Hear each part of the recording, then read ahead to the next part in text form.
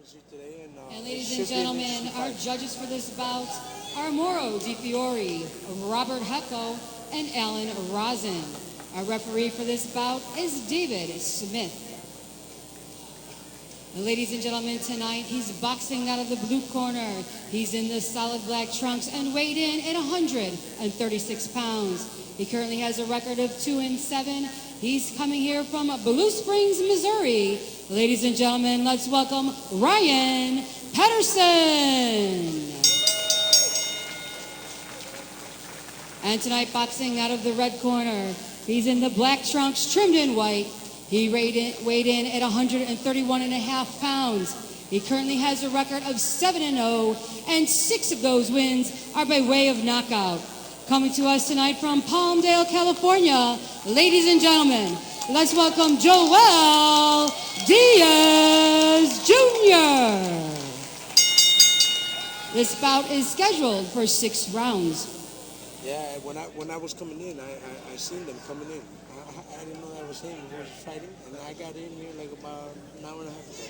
So that's why you can tell that he's dropped. And Diaz has been in here, I believe he told me since 5:30. So, you know, I mean, this is the difference between sometimes fighters that they really are hungry for it and fighters that just... Well, Joel Diaz is everything that I love in a young fighter. He's 19 years old. He smiles. He enjoys what he's doing. And for a kid with 7 professional fights, I'm noticing right off the bat, he looks very refined. Whoa. One shot puts him down. And that's what this kid is known for, his power punching. And this is over. That's it, just like that. Oh, look at that blood. Blood, I don't know.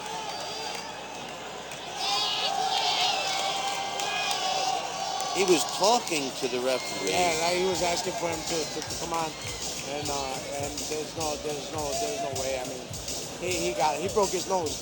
Yeah, his nose is bleeding. Yeah, and it was a solid shot. Solid shot. And he went right down. Solid shot. And well, there's not much we not much you can say. Look. That right hand again. He threw. We're going to see the replay here. Let's see the replay again. Oh yeah, nice right hand. He threw an overhand right. So he knew he was going to catch it with the overhand right. Well, maybe we'll see it again. You know what? I've seen it over here. Right? well, that was it. Okay, here's the replay now. See, hook him. It was a hook, and then went under, came on top. Watch. Boom. Yeah. Hey, what did he throw in the whole fight? 4 punches? About 4 punches. I knew he threw a jab. I was going to tell you because he started off with a jab. Right. Started off with a nice solid jab. I was like, wow, if he starts doing that to this kid with the solid jab, but then the other kid just started coming forward, so he just like hooked him and he threw an overhand right and landed nice on him. Well, you know, I was hoping that we would get to see Joel Diaz for at least 3 minutes. Yeah. You know, a good 3-minute round. I wanted to see him. You know, the kid just is coming off a war with Guy Robb on Showtime. And, I wasn't anticipating a fight like that tonight, but I was kind of hoping to see something from him. I mean, talk about an easy night. Yeah, you know? That's what you call a nice paycheck. I mean, the biggest job for him was walking up the stairs to get to the ring, you know? And hoping he didn't trip or something, you know? Got more damage from that. Yeah, no, awesome. You know, I mean, he did what he was supposed to. Fine, granted, the caliber of fight probably wasn't the one that we expected, but he did his job. He caught him good. He caught him real good, so it was a real good fight. We're going to go up to our ring announcer right now, Tia Wanakis. Tina. We're going to go up to Tina here in a second. The referee is getting the 2 fighters.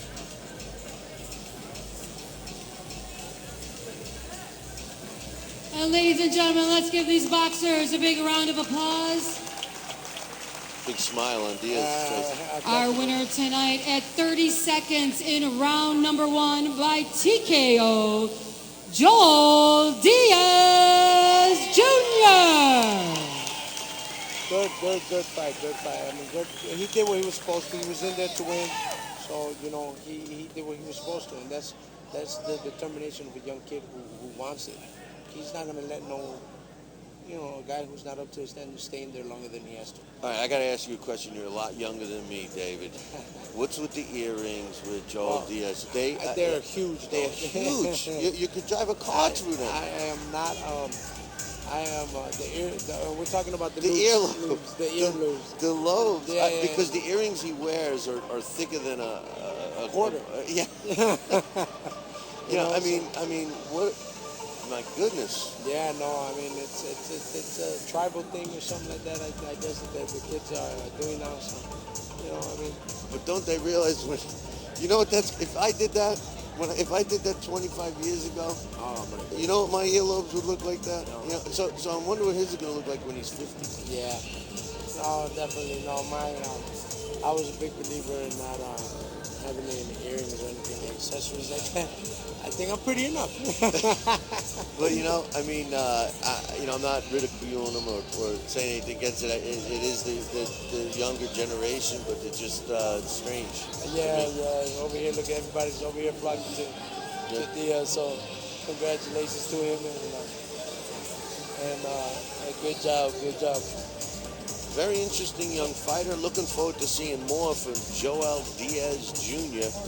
Unfortunately, we got to see 30 seconds of him tonight, and we'll be keeping an eye on this kid. He seems to be everything that me personally, he's everything that I like to see in a fighter. He seems that he loves the sport. He has fun in there. He's obviously in good condition. And the kid can pack a punch, man. There's no question about that. And he can take a punch because in his last fight that went 7 rounds, he did get up off the canvas and finished strong and won by knockout. So. Yeah, no, definitely. I think the kid's got a bright future ahead of him. Stay strong, stay hungry, and he will definitely get up there. I definitely do think that that he did a good thing today. Came by and gave me a hug, so he's doing good. Good job.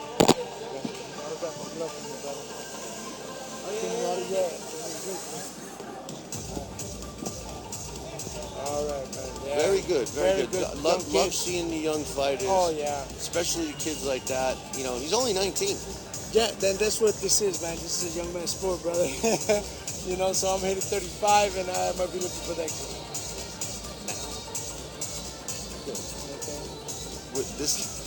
Let's see what their 10-minute intermission. The 5-minute was about a minute and a half. Take a 10-minute intermission. Be sure to grab yourself something to drink, a bite to eat. The action will be back in 10 minutes. Yeah, definitely. So we'll see what happens. Well, so far we've already seen 3 fights. Yeah. The one that we thought was going to end real quick went almost the distance. Almost the distance, right.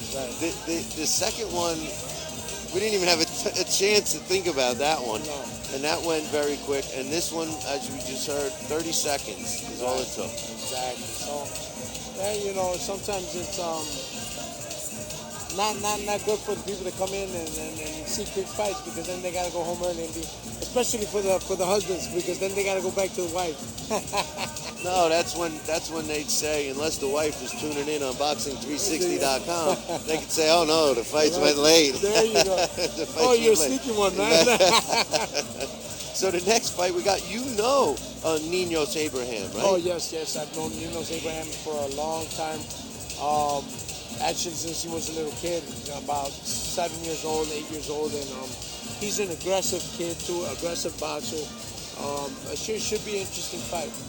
Should be an interesting fight. Fighting at 159, 163, so it should be pretty good. So now he's 5-0-1. Had you had a chance to see him fight before?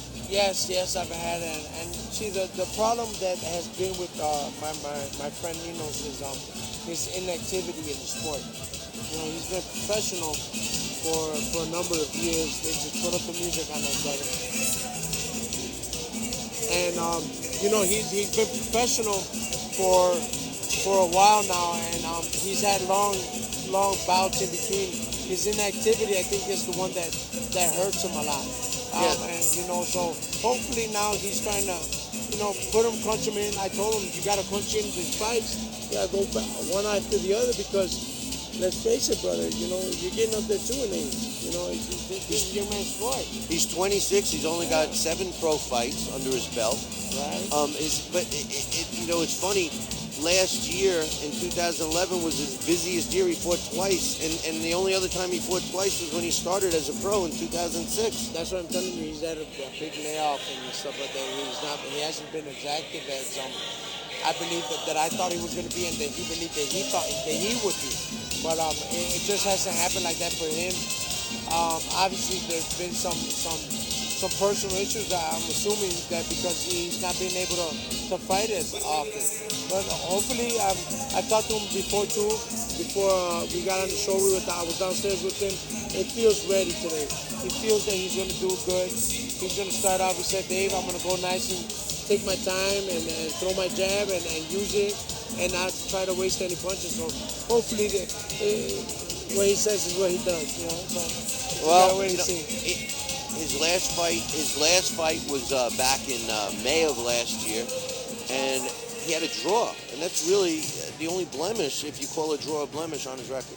Well, definitely, you want to definitely try to fight more often and try to get those wins. You don't want to draw because then it instills that, okay, this guy probably beat you, but since you were in the home state, you probably didn't you get it. You get it. So I mean, you want to have victories. You don't want to have draws in your record. At least for myself.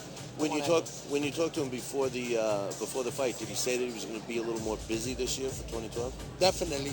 He said he's like, Dave, this is the beginning of my new career. He said. So I'm definitely looking forward for him to be more active and get more fights, whether it be here in Chicago or he has to go out. I definitely told him he also needs to get more sparring in because that's what's going to help him develop as well.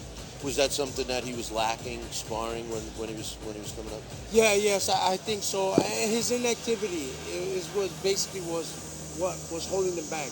He would sometimes come to the gym, sometimes not, and then rush to get in shape. And you know, that's not how you train for a fighter. I always tell everybody, to this sport, in this sport it's like having a girlfriend or a wife. It's a jealous sport. You don't treat it right and you don't pay attention to it, you will get hurt by it. You got to sleep on the couch? Yeah, definitely. But now Alonzo Perdomo, who's his opponent, is a guy that's coming off a win. He's coming off of a first round knockout. Do you think? And this is a guy that's got 3 losses. So you know his last fight was a win. A fighter that starts his career with 3 losses and then has a win coming into his next fight, that's got to be a plus for him, right? Oh, definitely. It's an uplifting moment for him. He got himself the first victory, so he thinks in himself that he's ready to go again and ready to get another victory. And I believe he was in somebody else's hometown, so he likes that, going out of town and doing it and getting the victory. So definitely you got to be careful of those guys that come with their first victory into your hometown because they're eager, and they probably said themselves, you know what, we did it again. We did it before. We're gonna do it again. We just got to train a little harder this time, and that gives them the energy to do it. Yeah. So it sounds like he's going to be in a competitive fight, Ninos. So. Yeah, so definitely we just got to wait and see what happens. Like I said, Ninos is a tough kid, an aggressive fighter. He likes to throw bombs sometimes and will it all out. But I told him, you got to stick to your jab, stick to your basics right now. Just stick to your basics, and then you start opening up. Don't try to unload